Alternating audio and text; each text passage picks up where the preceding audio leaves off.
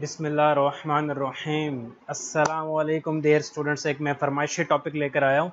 Analytical chemistry का topic है। Topic तो थोड़ा इनकम्प्लीट है लेकिन हम इसे डिस्कस करेंगे। काफ़ी ज़्यादा स्टूडेंट इस टॉपिक के बारे में मुझसे फरमाइश कर रहे थे। आप बताएं, मैं समझाने की कोशिश करूँगा। लेकिन एक बात मैं पहले यह कहना चाहता हूँ कि इस टॉपिक को बहुत अच्छी तरह समझने के लिए हमें स्टैटिस्टिक्स का सब्जेक्ट हमने पढ़ा हो। स्टैटिस्टिक का हमें आइडिया होना चाहिए। तो सैम्पल एंड सैम्पलिंग, मैंने ये कंटेंट जिस बुक से लिया, इस बुक का भी मैंने रेफरेंस दे दिया है। वो बुक है डेविड टी हार्वी की एनालिटिकल केमिस्ट्री की, एक बहुत अच्छी बुक है। तो इम्पोर्टेंस ऑफ सैम्पलिंग से शुरू करते हैं कि सैंपल क्या होता है।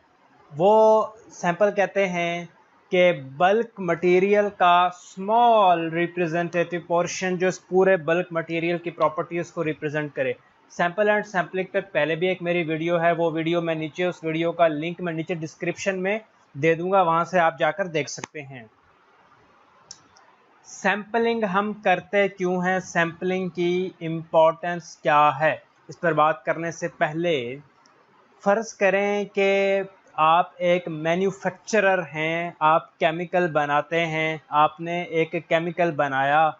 अब आप ये चाहेंगे कि जो आपका बनाया गया केमिकल है ये अमेरिकन केमिकल सोसाइटी की जो रिएजेंट ग्रेड की लिस्ट है उसमें आ जाए। तो उसमें आने के लिए आपके केमिकल के बारे में सब कुछ आपको पता होना चाहिए, उसकी कंपोजिशन, उसमें कौन सी चीज़ कितने % है। ये चीज़ पता करने के लिए आप सैम्पलिंग करते हैं। ये सैम्पलिंग की अहमियत है। मिसाल ले लीजिए कि आपने एक केमिकल प्रोड्यूस किया, बीइंग ए मैन्युफैक्चरर, आप एक मैन्युफैक्चरर थे और आपने एक केमिकल प्रोड्यूस किया। अब आपकी विश है कि जो आपका ये जो आपने केमिकल प्रोड्यूस किया ये अमेरिकन केमिकल सोसाइटी की लिस्ट में आ जाए। तो इसके लिए आपको क्या करना है, आपको अपने केमिकल का ज़र्रा मालूमात, परसेंटेज होनी चाहिए, पता होना चाहिए कि फ़लाँ चीज़ कितने % है, फ़लाँ चीज़ कितने % है। तो हम देखते हैं कि हमने जो मैन्युफैक्चरर ने केमिकल प्रोड्यूस किया था उसमें सोडियम बाइकार्बोनेट की percentage concentration of iron, for example American Chemical Society specification for sodium hydrogen carbonate required at concentration of iron be less than और equal to 0.001% weight by weight. यानी iron की concentration इसमें 0.001% weight by weight से less होनी चाहिए या इसके बराबर होनी चाहिए, इससे ज़्यादा नहीं होनी चाहिए। तो इस चीज़ को जानने के लिए आप सैम्पलिंग करते हैं। To verify that a production lot meets this standard, ये जानने के लिए कि आपने जो केमिकल बहुत ज़्यादा प्रोड्यूस किया है, वो जो आपकी प्रोडक्शन लॉट है, क्या वो इस स्टैंडर्ड को मीट करती है कि नहीं करती, इस स्टैंडर्ड के ऊपर पूरा उतरती है कि नहीं पूरा उतरती। इस बात को जानने के लिए हम सैम्पलिंग करते हैं। The manufacturer perform a quantitative analysis, वो एक क्वांटिटेटिव एनालिसिस करेगा। ये एक ऐसा एनालिसिस है जो क्वांटिटी को बताता है कि कौन सी चीज़ कितने % है। Reporting the result of the products level because it is impractical. देखें, ये तो मुमकिन नहीं है ना कि सारा फैक्ट्री में बहुत ज़्यादा केमिकल के बड़े बड़े ड्रम फैक्ट्री में बनाए गए और उन बड़े बड़े ड्रम्स का केमिकल एनालिसिस सबका ही किया गया, ये तो मुमकिन नहीं है। तो हम थोड़ा सा एक सैंपल लेते हैं, उस सैंपल लेकर हम उस सैंपल का एनालिसिस करते हैं, जो रिज़ल्ट आता है वो पूरे के पूरे केमिकल के भरे हुए ड्रम पर इतलाक कर दिया जाता है, अप्लाई कर दिया जाता है। बिकॉज इट इज़ इम्प्रैक्टिकल, यानी ये तो मुमकिन ही नहीं है कि हम एनालाइज करें इंटायर प्रोडक्शन लॉट को, सारी प्रोडक्शन लॉट को एनालाइज करें, ये तो मुमकिन ही नहीं है। तो फिर हम क्या करते हैं, हम सैम्पलिंग करते हैं। सैम्पलिंग करना क्या है कि बल्क मटेरियल का इंटायर प्रोडक्शन लॉट में से थोड़ा सा एक चुनकर हिस्सा निकाला जाए, उस हिस्से की एनालिसिस की जाए, क्वालिटेटिव एनालिसिस, क्वांटिटेटिव एनालिसिस की जाए और पूरे प्रोडक्शन लॉट पर भरे भरे केमिकल्स के ड्रम पर उसको अप्लाई कर दिया जाए, उसके रिजल्ट को। सेवरल सैंपल्स आर कलेक्टेड, कई सैंपल्स को कलेक्ट किया जाता है एंड एनालाइज, और उनका तज्जिया किया जाता है। एंड द रिजल्टिंग मीन, और जो रिज़ल्ट आता है, जो रिज़ल्ट आता है मीन की फॉर्म में आ सकता है, स्टैंडर्ड डेविएशन की फॉर्म में आ सकता है। ये मीन, स्टैंडर्ड डेविएशन वगैरह क्या हैं, इन पे मैं वीडियो बना चुका हूँ, उन सब वीडियो का लिंक मैं डिस्क्रिप्शन में दे दूँगा। तो are used to establish a confidence interval for the production lot's true mean.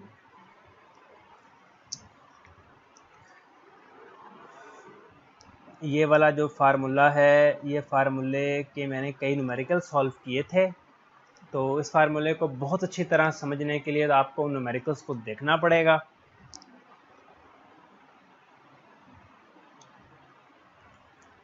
अच्छा, selecting a sample introduce a source of determinate error that cannot be corrected during the analysis. देखो, जब हम sample select कर रहे होते हैं उस वक्त हमने कोई एरर अगर आ जाता है उसमें, तो एरर थ्रू आउट चलता है। जितना भी हमारा क्वालिटेटिव क्वांटिटेटिव एनालिसिस होता रहता है, वो एरर थ्रू आउट चलता है और रिजल्ट तक पहुंच के दम लेता है, रिजल्ट में भी एरर आ जाता है। तो कोशिश करें जब सैंपल को सेलेक्ट किया जा रहा हो उस समय उस लम्हे कोई एरर ना हो। सिलेक्टिंग ए सैंपल उस वक्त कोई एरर नहीं होना चाहिए, वरना वो एरर नस्लों तक चलता है। वो कहते हैं ना, गलती नस्लों तक चलती है, तो एरर भी आगे थ्रू आउट चलता रहता है। If a sample does not accurately represent the population from which it is drawn, then an analysis it is otherwise carefully conducted will yield inaccurate result. देखो, अगर कोई सैंपल हमने कहीं से इकट्ठा किया और जिस चीज़ का वो सैंपल था वो सैंपल उस चीज़ को रिप्रेजेंट ही नहीं कर रहा, हमने एक पॉपुलेशन का हमने सैंपल इकट्ठा किया। अब इस सैंपल, ये सैंपल है, अब इस सैंपल को, ये पॉपुलेशन है, इस सैंपल को, इस पॉपुलेशन में जो चीज़ें हैं वो सैंपल में होनी चाहिए। सैंपल को ट्रू रिप्रेजेंटेटर होना चाहिए इस पॉपुलेशन का, लेकिन सैंपल नहीं है इस ट्रू रिप्रेजेंटेटर इस पॉपुलेशन का। ये मसला है। If sample does not accurately represent the population from which it is drawn, then an analysis that is otherwise carefully conducted. आप जितना भी एहतियात से एनालिसिस करोगे, रिजल्ट में इनएक्यूरेसी आएगी। Sampling error are introduced whenever we extrapolate from a sample to its target population. आएगा sampling error. अगर आपका सैंपल चुनते हुए आपके सैंपल में ये मसला है कि वो बल्क मटेरियल को रिप्रेजेंट नहीं कर रहा, तो एरर आएगा, एरर आके दम लेगा। To minimise the sampling error we must collect the right sample. और मेरे भाई, अगर आप चाहते हो कि सैम्पलिंग एरर कम से कम हो, ख़त्म करना तो बस की बात नहीं, एरर को बिल्कुल ख़त्म करना तो बस की बात नहीं, लेकिन अगर आप चाहते हो कि सैम्पलिंग एरर मिनिमाइज कम से कम हो, तो राइट सैंपल को कलेक्ट करो, तो दुरुस्त सैंपल हो आपका। सैंपल में गड़बड़ रिजल्ट में गड़बड़ की वजह बन जाएगी। डिजाइनिंग ए सैम्पलिंग प्लान को कैसे डिज़ाइन करना है। बच्चे मुझसे बहुत पूछते हैं, सर सैंपल कितना होना चाहिए, सैंपल कहाँ से होना चाहिए, सैंपल की अमाउंट क्या होनी चाहिए। इन सवालों के जवाब आज हम तलाश करने वाले हैं। डेफिनेशन ऑफ सैम्पलिंग प्लान की डेफिनेशन क्या है। प्लान होता है ना, प्लान क्या होता है। कल पेपर है, आज आप प्लान करते हो, सेमेस्टर शुरू हो रहा है, सेमेस्टर के शुरू में आप प्लान करते हो कि सेमेस्टर में मैंने बेतहाशा स्टडी करनी है, और सेमेस्टर के एंड पे आप प्लान करते हो कि अगले सेमेस्टर में मैंने बहुत ज़्यादा, अल्लाह मुझे सेमेस्टर में पास कर दे, अगले सेमेस्टर में मैंने बेतहाशा स्टडी करनी है। तो ये प्लान होते हैं, हमारे प्लान होते हैं बस। तो इसी तरह सैम्पलिंग प्लान भी है। अ प्लान डैट इंश्योर, जो इस बात को यकीनी बनाता है that a representative sample is collected. आपका प्लान ऐसा होना चाहिए कि आप जो सैंपल कलेक्ट कर रहे हो वो वाकई ही बल्क मटेरियल का रिप्रेजेंटेटिव हो। ऐसा ना हो आपने प्लान सही ना किया हो और बल्क सैंपल कलेक्ट करके लेबॉर्ट्री में उसका एनालिसिस शुरू कर दिया हो, लेकिन सैंपल में जो बुनियादी खसूसियात होनी चाहिए वो सैंपल में ना हो, तो ये मसला। A sampling plan must support the goal of an analysis in characterization studies. Characterization studies कहते हैं कि वो टेक्निक्स जो हम एनालिसिस में यूज़ करते हैं, XRD, FTIR, बहुत सारे टेक्निक्स के नाम हैं, उन टेक्निक्स के मजमूए को कहते हैं कैरेक्टराइजेशन। जब भी हम कोई नई चीज़ बनाते हैं या कोई चीज़ लेते हैं, उसका एनालाइज करना चाह रहे होते हैं, तो हम उस पर सारी वो टेक्निक्स इस्तेमाल करते हैं। वो टेक्निक्स कहलाती हैं कैरेक्टराइजेशन टेक्निक्स, और वो स्टडी कहलाती है कैरेक्टराइजेशन स्टडीज़। देखो सैंपल ना, पहली बात तो ये आपका सैंपल प्योर होना चाहिए, कोशिश होनी चाहिए कि उसमें इम्प्योरिटी ना हो। तो बहुत कोशिश होनी चाहिए कि प्योर खालिस सैंपल होना चाहिए। Sample purity is often the most important parameter. what is the most important parameter? Sample purity is the most important parameter. मिसाल ले लीजिए, आप एक मटेरियल साइंटिस्ट हैं, खुद को फर्ज कर लीजिए कि आप मटेरियल साइंटिस्ट हैं और आप एक मेटल की सरफेस केमिस्ट्री में इंटरेस्टेड हैं। एक मेटल है, शायद मेरा हाथ आप देख सकते हो, एक मेटल है, इसकी सरफेस केमिस्ट्री में इंटरेस्टेड है तो आपकी कोशिश होगी कि ताज़ा ताज़ा ताज़ा मेटल लें आप, इसकी सरफेस ताज़ा एक्सपोज हुई हो। हाँ, वो पुराना मेटल जिसमें एयर से इम्प्योरिटी और डस्ट वगैरह पड़ी हो, वो वाली मेटल आप ना लें, फ्रेशली एक्सपोज्ड सरफेस लें। For example, a material scientist interested in the surface chemistry of the metal, इस ज़्यादा इम्कान है कि सेलेक्ट करेगा क्या, freshly expose surface created by fracturing the sample under vacuum. हाँ, कि वो ऐसा सैंपल यानी कि जो फ्रेशली एक्सपोज सरफेस हो वो वैक्यूम के अंदर आई हो। अगर एयर के अंदर होगी तो एयर की डस्ट, एयर की इम्प्योरिटी उसमें शामिल मसला। Then a surface that has been expose to atmosphere for an extended time, उस तरह की सरफेस को तरजीह नहीं दी जाएगी जो कि एटमॉस्फेयर में एक्सपोज हुई हो, जिस पे एयर, डस्ट, फ़िज़ा का सारा गर्द गुबार, फ़िज़ा की सारी चीज़ें उसमें शामिल हों, उस सैंपल को तरजीह नहीं दी जाएगी। मटेरियल साइंटिस्ट किस सैंपल को तरजीह देगा, जो वैक्यूम में जाकर फ्रेशली कट किया गया हो।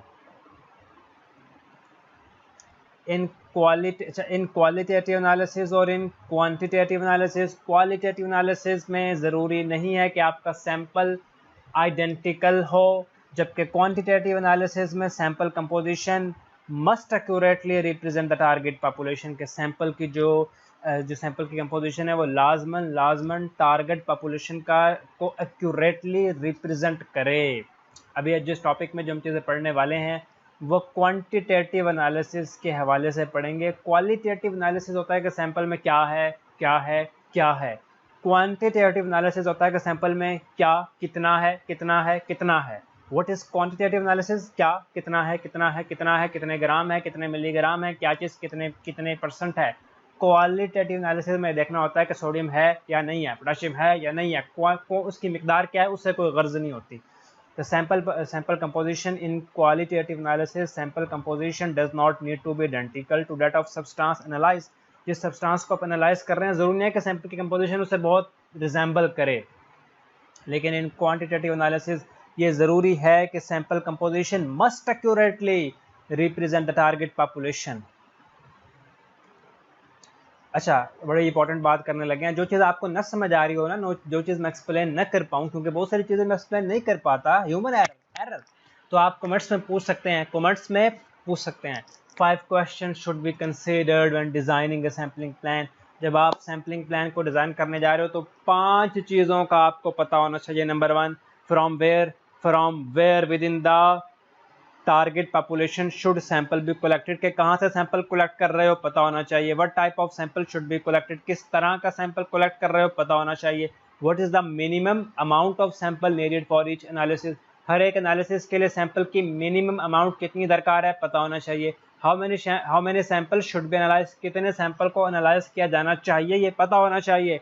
How can overall variance be minimise, variance को कैसे मिनिमाइज किया जाएगा पता होना चाहिए। वेरियंस क्या है, इसके लिए मेरी एनालिटिकल केमिस्ट्री की वीडियो है वेरियंस पर, वो देखो,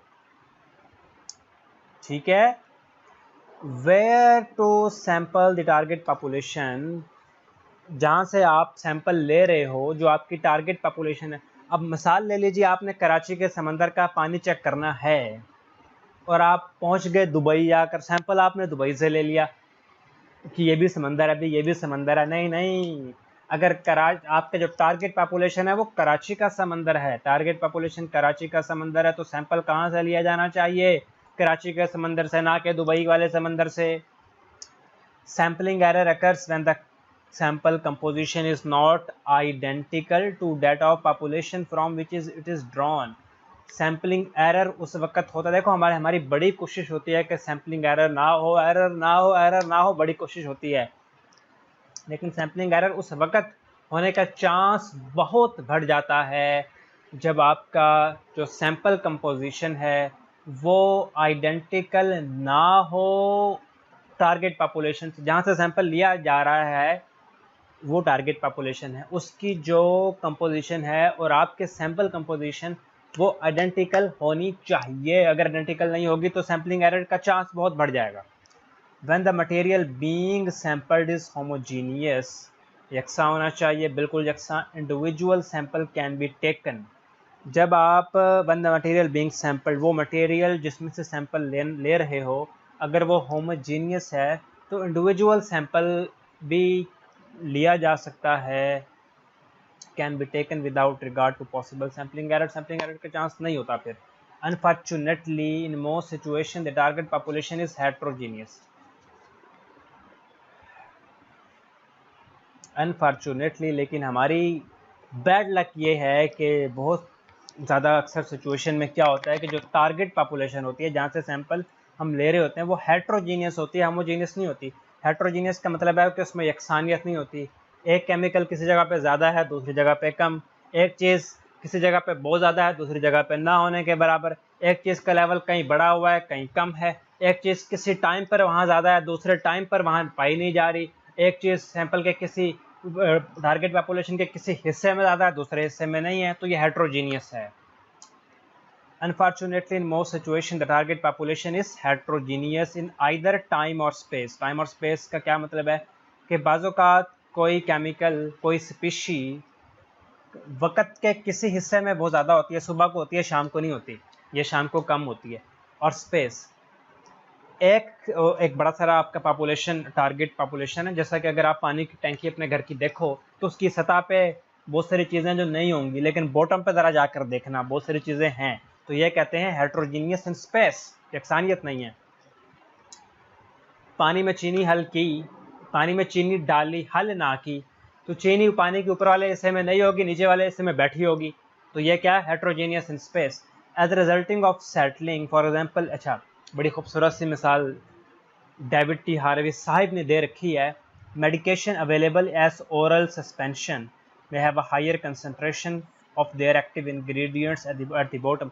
जो हम दवाई ले रहे होते हैं ना, ओरल सस्पेंशन, जो दवाई हमने सिरप लेना होता है, तो बाज़ औक़ात आपको प्रेस्क्राइब किया जाता है कि सिरप को हिला जुला लें, सिरप को हिला जुला लें ताकि उसमें एक होमोजीनियस हो जाए। अगर आपने सिरप को हिलाया जुलाया नहीं होगा, हिलाया जुलाया नहीं होगा, जो एक्टिव इंग्रेडिएंट्स हैं वो तो बॉटम पे बैठे होंगे और आपने ऊपर से दवाई ले ली होगी और आप ठीक नहीं हो रहे होंगे और आप कहेंगे डॉक्टर 2 नंबर है, दवाई 3 नंबर है।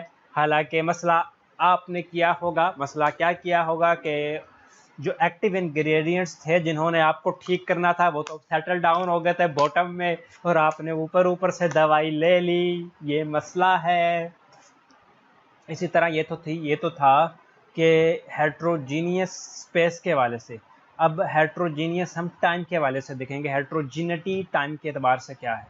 देखो, क्लिनिकल सैंपल होते हैं जैसा कि ब्लड है, यूरिन है, तो फ्रीक्वेंटली शोज ए टेम्पोरल हेट्रोजीनिटी। इन पे टाइम के एतबार से इन पे हेट्रोजीनिटी आती है। जब हमने खाना खाया होता है उसमें ब्लड की कंपोजिशन और होती है। हमने रोज़ा रखा होता है, भूखे होते हैं, उस वक्त ब्लड की कंपोजिशन और होती है। हमने खाना खाया होता है उस वक्त पेशाब की कंपोजिशन और होती है। जब हमें सुबह सोकर उठते हैं, हमने खाना कोई मील नहीं लिया होता, 8-10 घंटे हम भूखे रह चुके होते हैं, तो उस वक्त पेशाब की कंपोजिशन, यूरिन की कंपोजिशन कुछ और होती है। हेट्रोजेनिटी आ गई with time. A patient blood glucose level, for instance, will change in response to eating, medication और एक्सरसाइज की हो, खाया पिया हो, दवाई वगैरह ली हो, तो ब्लड ग्लूकोज लेवल कुछ और होता है। और किसी दूसरे वक्त में जब एक्सरसाइज न की हो, ईटिंग न की हो, मेडिकेशन न की हो, तो ब्लड ग्लूकोज लेवल कुछ और होता है। तो ये हो गई heterogeneity. Other system show both spatial and space के एतबार से एंड टेम्पोरल यानी टाइम के एतबार से heterogeneity. The concentration of dissolved oxygen. अच्छा, डिजल्ट ऑक्सीजन की अगर मकदार के बारे में जांच करनी हो, झील में show the temporal heterogeneity due to change in season. देखो, सीजन के टेम्पोरल हेट्रोजीनिटी टाइम सीजन के एतबार से। ऑक्सीजन का जो हलशुदा मकदार है वो किसी झील में वो मौसमों के एतबार से बदलती रहती है, उसमें बदलाव आता रहता है। तो ये होती है स्पेटियल हेट्रोजीनिटी।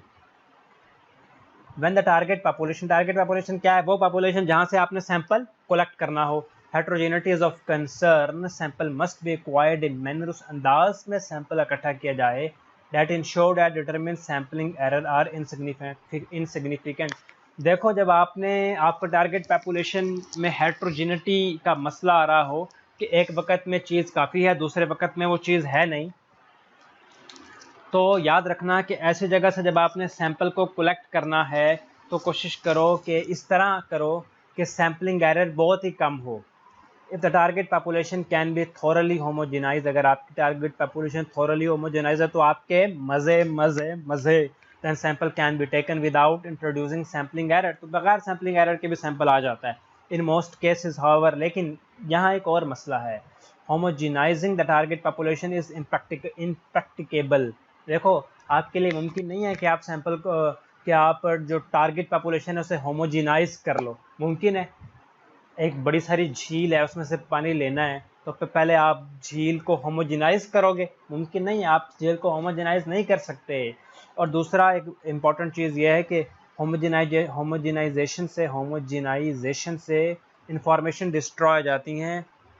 अगर आपने होमोजेनाइज करना भी, अगर आपके अख्तियार में हुआ होमोजेनाइज करना, तो उससे नुकसान ये होता है कि बाज़-औक़ात इंफॉर्मेशन जो आपको कलेक्ट करनी होती है वो डिस्ट्रॉय हो जाती हैं, बर्बाद हो जाती हैं अबाउट द एनालाइट स्पैटियल और temporal distribution with in the target population. तो देखो अगर हम ये जानना चाहें कि फ़लाँ केमिकल या फ़लाँ चीज़ वक़्त के, टाइम के, मौसम के किस हिस्से में होती है, तो अगर आपने होमोजेनाइज कर लिया तो फिर आप ये चीज़ नहीं जान पाते, ये चीज़ नहीं जान सकते। फिर है रैंडम सैम्पलिंग। रैंडम सैम्पलिंग क्या होती है? रैंडम सैम्पलिंग का मतलब ये नहीं है कि जहाँ जी चाहे उठा लो, ये रैंडम सैम्पलिंग का मतलब नहीं है। अ सैंपल कोलेक्टेड, ये मतलब नहीं है a sample collected at random from the target population. कुछ यहाँ से ले लिया, कुछ यहाँ से ले लिया, कह सकते हैं उसको random sampling. The ideal sampling plan provide an unbiased estimate of target population properties. Bias कहते हैं जिसमें एक तासुब हो, अनबायस कहते हैं जिसमें तासुब न हो। इसको समझने की कोशिश करते हैं। The ideal sampling plan provides an unbiased estimate of target population properties. This requirement is satisfied if the sample is collected at random from the target population. देखो अगर आप चाहते हो कि जो आपका सैम्पलिंग प्लान है उसमें कोई तासुब ना हो, तो आपको कैसे सैम्पलिंग करनी चाहिए? आप कुछ सैंपल थोड़ा यहाँ से ले लो, थोड़ा यहाँ से ले लो, थोड़ा यहाँ से ले लो, थोड़ा वहाँ से ले लो, ये रैंडम सैम्पलिंग कहलाता है। लेकिन ये हैप्पैज़र्डली नहीं होना चाहिए, इसमें भी कोई तरतीब होनी चाहिए, कोई सलीका होना चाहिए, कोई करीना होना चाहिए, कोई सलीका होना चाहिए, कोई तरतीब होनी चाहिए। ये हैप्पैज़र्ड सैम्पलिंग नहीं होनी चाहिए, जिधर से ले लो जिधर से ले लो, ऐसे नहीं, थोड़ा वहाँ से ले लो, थोड़ा वहाँ से ले लो, कोई हिसाब किताब इसमें होना चाहिए। तो आपका जो सैम्पलिंग प्लान है फिर वो उसमें कोई तासुब नहीं होगा। अगर उसमें कोई वो अनबायस्ड कहलाएगा। बायस क्या होगा कि आपको मैंने फलां जगह से तो लेना ही नहीं है सैंपल, बस मैंने इधर से ही लेना है, ये मेरा इलाका है, वो फलां दुश्मनों का इलाका है, मैंने वहाँ से कुछ नहीं लेना, मैंने वहाँ से कुछ नहीं लेना, बस इधर इधर से लेना है, यहाँ से लेने में आसानी है। तो ये फिर आप बायस सैम्पलिंग कर रहे हो। अनबायस सैम्पलिंग कर रहे हो कि मिला जुला लो, थोड़ा वहाँ से ले लो, थोड़ा वहाँ से ले लो, थोड़ा यहाँ से ले लो, थोड़ा यहाँ से ले लो, बट विथ सलीका करीना, कोई हिसाब किताब। जबकि हैप्पैज़र्डली सैम्पलिंग में अंधाधुंध होता है काम। अच्छा अब पढ़ते हैं। The ideal sampling plan provide an unbiased estimate of target population property. This requirement is satisfied if the sample is collected at random from the target population despite its apparent simplicity। ये बड़ा आसान लगता है कि थोड़ा वहाँ से ले लो, थोड़ा वहाँ से ले लो, थोड़ा यहाँ से ले लो, लेकिन इतना सौखा नहीं है, डिफिकल्ट है। हैप्पैज़र्डली सैम्पलिंग का मतलब ये नहीं है कि रैंडम सैम्पलिंग। हैप्पैज़र्डली सैम्पलिंग का मतलब है कि अंधाधुंध करो, उसका रिजल्ट भी अंधाधुंध आता है। Haphazardly sampling in which sample are collected without a sampling plan is not random। और बड़ी गलतियां होती हैं इसमें, ब्लंडर होते हैं। फिर एक है जजमेंटल सैम्पलिंग, इसका दूसरा नाम है सिलेक्टिव सैम्पलिंग। क्या आप जरा सिलेक्टिव सैम्पलिंग करें, जजमेंटल सैम्पलिंग करें? What is judgmental sampling, what is selective sampling? Define, इसको जरा डिफाइन करें। Sample collected from the target population using available information about the analyte distribution within the population is called judgmental sampling। यानी आप देखें, आप कब किसी को ना जज कब कर सकते हैं, जब आपको थोड़ा पता हो उसके बारे में, कुछ चीज़ों का पता हो, कोई अवेलेबल इंफॉर्मेशन हो, तो उसी बेस पे आप जज कर सकते हैं। वैसे हमारे यहाँ तो लोगों को बैकग्राउंड चीज़ों का पता नहीं होता और वो फिर भी जज करने लग पड़ते हैं, जज बन जाते हैं।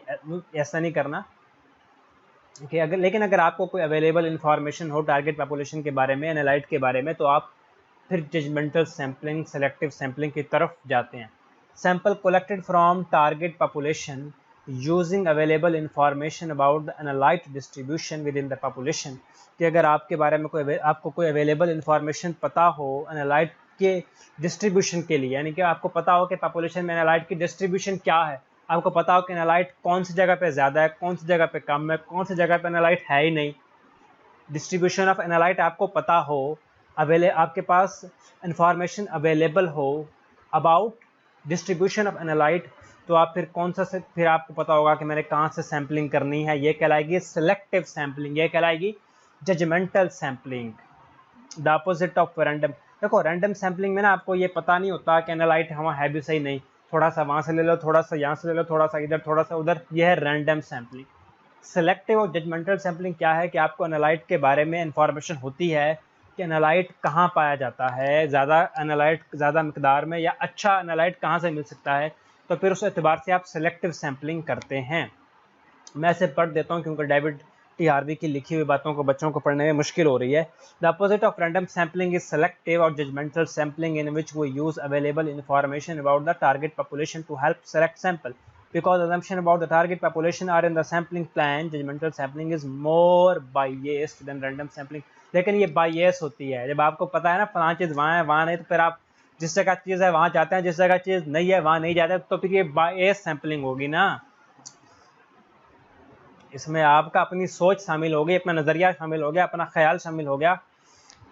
फिर एक है systematic sampling. Systematic sampling, samples define, इसकी डेफिनेशन यह है कि sampling collected from target population at regular intervals in time और स्पेस। यह है सिस्टमैटिक सैम्पलिंग, कि सैंपल को कलेक्ट करो टारगेट पॉपुलेशन से, वफ़ों से, यानी देखो आपने यहाँ से सैंपल ले लिया, ठीक है, अब दोबारा वहाँ से ना लो, कहीं और से ऊपर वाली जगह से लो। आपने सुबह 5 बजे सैंपल लिया है, तो अब दोपहर को 2 बजे सैंपल ले लो, शाम को 3 बजे सैंपल ले लो। कोई एक रेगुलर इंटरवल्स ऑफ टाइम और स्पेस होनी चाहिए। ऐसा नहीं है कि आपने सुबह ही सैंपल लिया फिर कभी सैंपल ले जाएंगे जो सुबह को सैंपल लिया था उसी पे हिसाब किताब, उसी पे रिजल्ट बना दिया, ऐसा नहीं। सिस्टमैटिक सैंपलिंग होनी चाहिए, रेगुलर इंटरवल्स इन टाइम और स्पेस होना चाहिए। इन systematic sampling the target population is sampled at regular intervals in space और टाइम। यानी कि देखो ये जगह, इस जगह से आपने सैंपल लेना, पता नहीं कैमरा आपको फोकस कर रहा है कि नहीं, थोड़ा सा यहाँ से ले लो, थोड़ा सा यहाँ से, थोड़ा सा यहाँ से, यानी कोई एक सिस्टमैटिक स्पेस से सैंपल हो, फिर थोड़ा सा उसमें टाइम का भी ख्याल रखा जाए, तो ये कहलाता है systematic sampling. For a system exhibiting A spatial heterogeneity, हमने बात कर ली कि स्पेस के एतबार से, जगह के एतबार से जो गैर यकसानियत होती है वो कहलाती है spatial heterogeneity.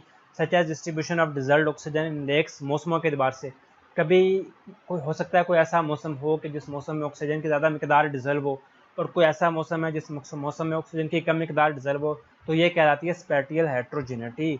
Sample can B systematically collected by dividing the system into discrete unit. एक डिस्क्रीट यूनिट में आप सिस्टम को डिवाइड कर दो, और फिर को मैंने अब यहाँ से ले लिया, अब यहाँ से नहीं लेना, अब यहाँ से लेना है, अब यहाँ से लेना है। One heterogeneity is time dependent, जब हेट्रोजेनिटी आपकी टाइम पे डिपेंड कर रही हो, जैसा कि as in common in clinical study, जैसा कि क्लिनिकल स्टडीज़ में होता है। जब आप ब्लड देखो, अब पेशेंट ने खाना खा लिया तो उसका ग्लूकोज लेवल कुछ और होगा, उसका यूरिन लेवल कुछ और होगा, तो उस वक़्त की सैम्पलिंग और पेशेंट ने खाना नहीं खाया, वो भूखा है, उसका ग्लूकोज लेवल कुछ और होगा, उसकी यूरिन लेवल कुछ और होगा, तो इन सैम्पलिंग में फ़र्क है। तो इस बात को समझो, ये कहलाती है हेट्रोजेनिटी इज टाइम डिपेंडेंट। ऐसी सैम्पलिंग है जो टाइम डिपेंडेंट है। अब आपको कौन सी सैम्पलिंग चाहिए तो उसी एतबार से आप देख लो, वो तो आपको क्लिनिकल लेबॉर्ट्री में काम करने से पता लगेगा। फिर एक है stratified sampling. Stratified sampling, what is stratified sampling? A sampling plan. देखो स्ट्रैटिफाइड का मतलब होता है लेयर्स, लेयर्स, एक के बाद दूसरी तीसरी layers. A sampling plan that provide the population into distant strata, strata कहते हैं लेयर्स को, from which random samples are collected. थक गया हूँ मैं यार। Many target population are subdivided into distinct units or strata. Strata का मतलब है layer. For example, in determining the concentration of a particulate lead, अगर आपने urban air में, एक रूरल एयर होती है, देहाती नहीं, अर्बन एयर क्या होती है, एक शहरी होती है, एक देहाती होती है। मेरे ख्याल में अर्बन एयर को शहरी कहते हैं, शायद मैं भूल रहा हूँ। अच्छा, पर्टिकुलेट लेड को अगर आपने उसकी कंसंट्रेशन को डिटरमिन करना हो अर्बन एयर में, टारगेट पॉपुलेशन कैन बी सब divided by particle size. Particle size के अतबार से आप अपने टारगेट पॉपुलेशन को डिवाइड कर दो। In this case sample can be collected in 2 ways. कौन से वेज हैं? इन रैंडम सैम्पलिंग, एक तो रैंडम सैम्पलिंग है और एक स्ट्रैटिफाइड सैम्पलिंग है। स्ट्रैटिफाइड सैम्पलिंग का मतलब ये होता है कि आपने जिस जगह से सैंपल लेना है, जो आपकी टारगेट पॉपुलेशन है, आप उसको लेयर्स में डिवाइड कर दो।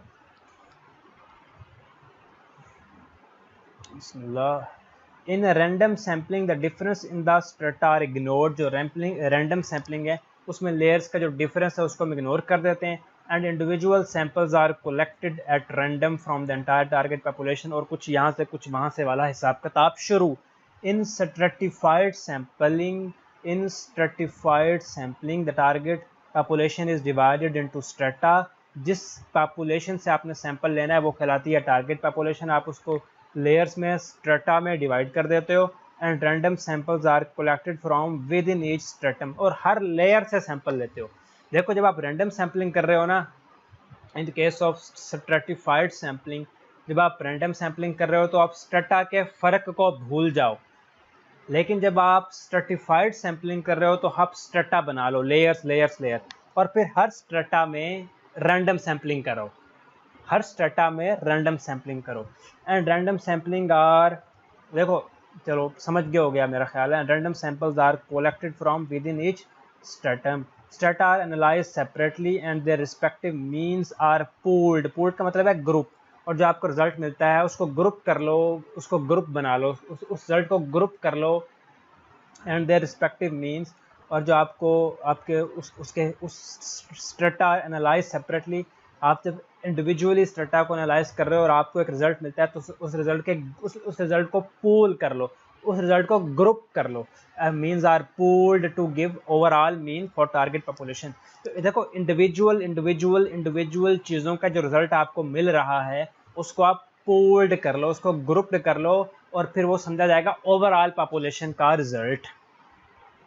द एडवांटेजेस ऑफ, बड़ा इंपॉर्टेंट लाइन है कि एडवांटेजेस क्या है स्ट्रेटिफाइड सैम्पलिंग की, is that the composition of each stratum is often more homogeneous than that of entire target population. देखो अगर आप एंटायर टारगेट पॉपुलेशन की सैम्पलिंग करना जा रहे हो तो वो तो होमोजीनियस नहीं होती, हेट्रोजीनियस होती है ना।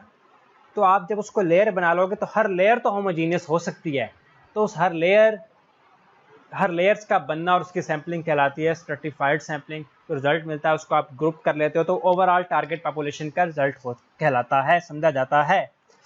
फिर है convenience sampling. What is convenience sampling?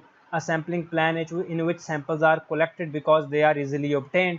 अगर सैंपल आपको आसानी से मिल जाए, आपका सैम्पलिंग प्लान ऐसा हो कि सैंपल आसानी से कलेक्ट होंगे, सैम्पलिंग प्लान आपका ऐसा हो कि सैंपल नहायत आसानी से कलेक्ट हो जाए, तो ये कहलाता है कन्वीनियंस सैम्पलिंग। मिसाल ले लो, इसकी एग्जांपल क्या है? In a survey of ground water quality, ज़ेर ज़मीन पानी का सर्वे करना है। मिसाल ये है कि samples can be collected by drilling wells. कुआं खोद के ड्रिल करके आप रैंडमली सिलेक्टेड साइट से सैंपल को इकट्ठे कर सकते हो। और by making use of existing well, या जो पहले से ही कुएं हैं उसमें से भी सैंपल निकाल सकते हो। तो आसानी से हो गया। मैं बच्चे को भी भेजूंगा, वो कुएं से आधा पानी की बोतल भर लेगा, उस कुएं से दूसरा आधा पानी की बोतल भर लेगा, फिर फलां जगह से बोतल पानी की भर लेगा, तो बच्चा भी कर लेगा। तो दिस इज़ कन्वीनियंस सैम्पलिंग। इसमें जो एग्जिस्टिंग वेल हैं, जो पहले से वेल हैं, उसकी सैम्पलिंग ज़्यादा अच्छी रहती है। द लेटर का मतलब है बाद वाला। Method is usually preferred by choice in this case. देखो आपको कुआं खोदना पड़े, ड्रिलिंग वेल करना, तो आपका पैसा लगेगा, टाइम लगेगा। लेकिन जो एग्जिस्टिंग वेल है, पहले से कुएं मौजूद, अगर वहाँ से सैम्पलिंग करनी हो तो ना पैसा लगेगा, ना खर्चा लगेगा, ना टाइम लगेगा, और काम ईजी, सौखा। अच्छा, दूसरा सवाल अभी शुरू हुआ है। What type of sample to collect? किस तरह का सैंपल आपको कलेक्ट करना चाहिए? What type of sample to collect? After determining where to collect sample, जब आपने ये चीज़ की परख कर ली, मालूम कर लिया कि सैंपल कहाँ से कलेक्ट करना है, तो अगला स्टेप ये है कि सैम्पलिंग प्लान में अगला स्टेप ये है कि what type of sample to collect. Sample तो बहुत, यह आपको पता चल गया कि सैंपल कहाँ से कलेक्ट करना है। अब आप ये समझने की कोशिश करो कि सैंपल कौन से वाला सैंपल लेना है, कौन से वाला सैंपल नहीं लेना। 3 methods are commonly used to obtain sample. एक कहलाता है ग्रैब सैंपल, एक कहलाता है कंपोजिट सैंपलिंग, और एक कहलाता है in situ sampling. Grab sampling, composite sampling, in situ sampling. The most common type of sample is grab sample. In which portion of the target population is removed. अच्छा, grab sample क्या होता है? तो ज़्यादा हम यूज़ करते हैं ना, कॉमन टाइप है वो है grab sample. What is grab sample? इसमें क्या होता है? In which a portion of the target population is removed at a given time and location in space. देखो, ग्रैब सैंपल ये होता है कि यार मैं थोड़ा सा, अगर आप इजाज़त दो तो थोड़ा सा पानी पी लूँ, बोल बोल के प्यास लग गई है। ये वीडियो ऐसे ही मेरे ख्याल में मैं इसको रोक भी नहीं सकता during recording.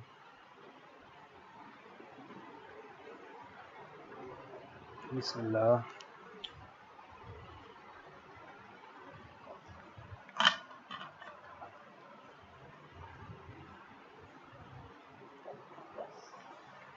Alhamdulillah. Bismillahirrahmanirrahim. The most common type of sample is grab sample, in which portion of the target population is removed. इसमें वो portion जो target population का जो portion है वो remove कर दिया जाता है।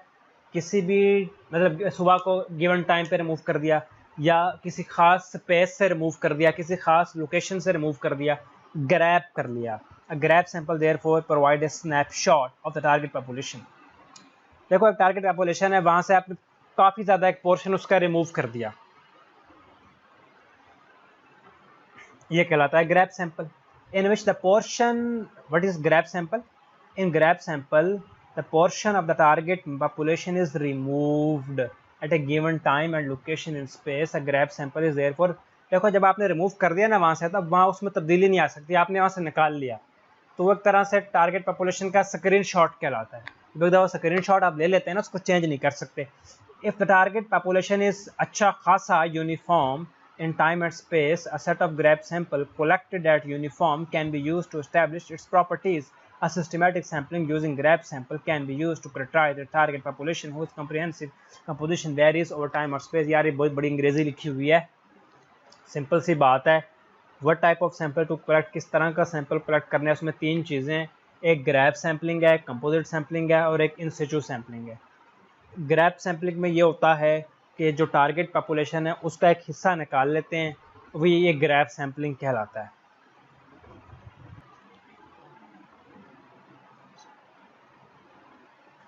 अच्छा, तो हम कंपोजिट सैम्पलिंग से दोबारा शुरू करते हैं। मैं ज़रा यहाँ से हाइलाइटर निकाल लूँ। कंपोजिट सैंपल, देखो कंपोजिट सैंपल क्या होता है? सेवरल ग्रैब सैंपल को, छोटे छोटे जो ग्रैब सैंपल हैं उनको मिला दो तो हमें कंपोजिट सैंपल मिलता है। देखो, ये था हमारा टारगेट पॉपुलेशन, यहाँ से हमने इसका कुछ पोर्शन रिमूव किया, वो कहलाएगा ग्रैब सैंपल। और बहुत सारे ग्रैब सैंपल अगर हम मिला दें, बहुत सारे ग्रैब सैंपल को कंबाइन कर दें, तो वो कहलाएगा composite sample. Composite sample consist of set of grab sample. Set of grab sample is composite sample. What is composite sample? Set of grab sample is composite sample that are combined to form a single sample. After thoroughly mixing, the composite sample is analyzed. जब अच्छी तरह mix करते हैं तो फिर composite sample को analyse करते हैं। Because information is lost, देखें देखो information अक्सर गुम हो जाती है, कम पड़ जाती है, लॉस हो जाती है जब इंडिविजुअल सैंपल्स को हम कंबाइन कर रहे होते हैं। In some situation, however, there are advantages to working with composite sample. कुछ situation ऐसी हैं जिन पे composite samples बड़े अच्छे रहते हैं हमारे लिए। वो कौन सी situation है? उसमें से एक situation ये है, one of such situation is determining the target population average composition over time and space. तो हमें target population की ना average composition निकालनी हो, तो हमें target population की average, यानी हमें target population की average composition निकालनी हो तो हमें composite sample ज़्यादा बेहतर रहता है। मिसाल ले लीजिए कि हमें वेस्ट वाटर ट्रीटमेंट प्लांट्स को मॉनिटर करना है, ये देखने के लिए कि कितनी ट्रीटमेंट हो गई, कितनी ट्रीटमेंट नहीं हुई, क्या पानी थोड़ा अच्छा खासा ट्रीटमेंट हमने कर लिया कि वापस उस एनवायरनमेंट में भेज सकते हैं, ये देखने के लिए हमें कंपोजिट सैम्पलिंग ज़्यादा सूटेबल रहती है हमारे लिए। One approach is to analyse, ये कंपोजिट सैम्पलिंग वाला टॉपिक ही चल रहा है। One approach is to analyse a series of individual grab sample, के इंडिविजुअल ग्रैब सैंपल को एनालाइज करो। एक तरीका ये है, एक अप्रोच हम ये करते हैं, एक मेथड हम ये करते हैं, एक तरीका, एक अप्रोच ये है कि हम जो series of individual grab sample हैं उसको एनालाइज करते हैं, कलेक्टेड यूजिंग ए सिस्टमैटिक सैम्पलिंग प्लान। एक सिस्टमेटिक प्लान यूज़ करके उसको कलेक्ट करते हैं, रिजल्ट को एवरेज करते हैं and average the result. Alternatively, the individual grab sample can be combined to form a single composite sample। यानी एक अप्रोच तो ये है कि हम series of individual grab sample को एनालाइज करें, पहले उनको कलेक्ट करें, सैम्पलिंग प्लान के थ्रू उनको कलेक्ट करें, रिजल्ट को एवरेज करें। दूसरा तरीका यह है कि इंडिविजुअल ग्रैब सैंपल को कंबाइन करें और एक सिंगल सैंपल बना लें और फिर उसको एनालाइज करें। Analyzing a single composite sample instead of many individual grab sample provide an appreciable savings in times and cost। एक तरीका क्या है, एक अप्रोच क्या है कि हम individual grab series of grab sample को इकट्ठा करें, फिर एक एक करके उनको एनालाइज करें, फिर उनके रिजल्ट को एवरेज करें। दूसरा तरीका यह है कि हम ये जो सीरीज ऑफ ग्रैब सैंपल है, कई ग्रैब सैंपल है, उनको आपस में मिलाकर एक कंपोजिट सैंपल बना लें जो कि सिंगल होता है, यानी सिंगल कंपोजिट सैंपल बना लें, फिर उसको एनालाइज करें। तो ये जो तरीका है कंपोजिट सैंपल वाला, ये टाइम सेविंग भी है, कॉस्ट सेविंग भी है, तो ये इसका एडवांटेज हो गया।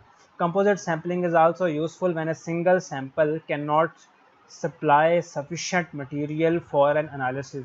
जब एक सिंगल सैंपल से हमें सफिशिएंट मटेरियल नहीं मिलता एनालिसिस के लिए, तो हम कंपोजिट सैम्पलिंग करते हैं। इस स्लाइड पर आप एडवांटेजेस ऑफ कंपोजिट सैम्पलिंग की हेडिंग दे लें, एडवांटेजेस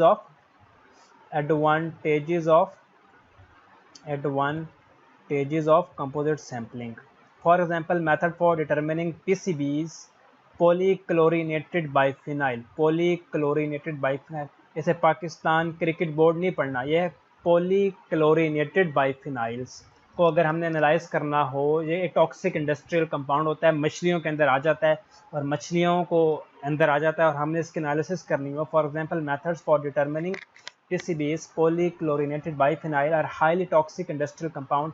इन फिश के अंदर पीसीबी होता है, उसको हमने एनालाइज करना हो तो हमें तकरीबन 5 ग्राम टिश्यू चाहिए मछलियों का। एक मछली से हमें मिलता नहीं है, ये एक मछली से हम 50 ग्राम टिश्यू कलेक्ट कर नहीं सकते, तो फिर हम कंपोजिट सैंपल की तरफ जाते हैं, यानी कई मछलियाँ कंबाइन करके उससे 50 ग्राम निकालते हैं। An amount that may be difficult to obtain from a single fish tissue sample from several fish can be combined and homogenise in 50 gram portion हम निकाल लेते हैं। ये कंपोजिट सैंपल का बेनिफिट हो गया। फिर एक इन situ sampling. In situ sampling किसे कहते हैं कि आपने कुछ रिमूव नहीं करना, सैंपल को टारगेट पॉपुलेशन में से बाहर नहीं निकालना, बल्कि टारगेट पॉपुलेशन के अंदर से ही सैंपलिंग करनी है और अंदर से एनालिसिस करना है। Sampling done within population, sampling done within population without physically removing the sample is called in saturation. In situ sampling, in situ sampling की डेफिनेशन है। इन सिचू सैंपलिंग की डेफिनेशन क्या है कि आपने physically कुछ remove नहीं करना, पॉपुलेशन के अंदर से ही सैंपलिंग करनी है। In situ sampling in which an analytical sensor is placed directly in the target population.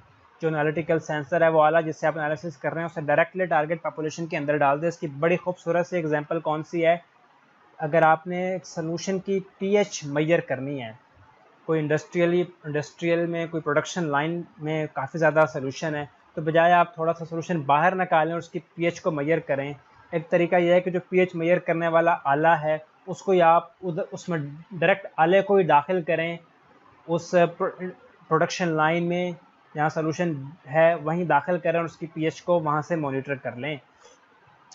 For example, a pH of a solution moving through an industrial production line can be continually monitored by immersing कहते हैं dip करना pH electrode within the solutions flow।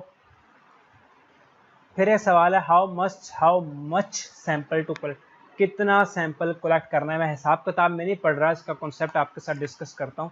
To minimise sampling error, a randomly collected grab sample must be an appropriate size. के sampling error को minimise करने के लिए एक randomly collected grab sample must be of an appropriate size, उसका ना एक proper size होना चाहिए, ना बहुत ज़्यादा साइज हो सैंपल का साइज, ना बहुत ज़्यादा हो ना बहुत कम हो। अगर बहुत कम होगा तो क्या मसला होगा, if the sample is too small its composition, अगर बहुत स्मॉल सैंपल आप कलेक्ट कर लेंगे, यानी बहुत थोड़ी मिकदार में सैंपल कलेक्ट कर लेंगे, सैंपल का साइज बहुत थोड़ा होगा, तो मसला क्या होगा,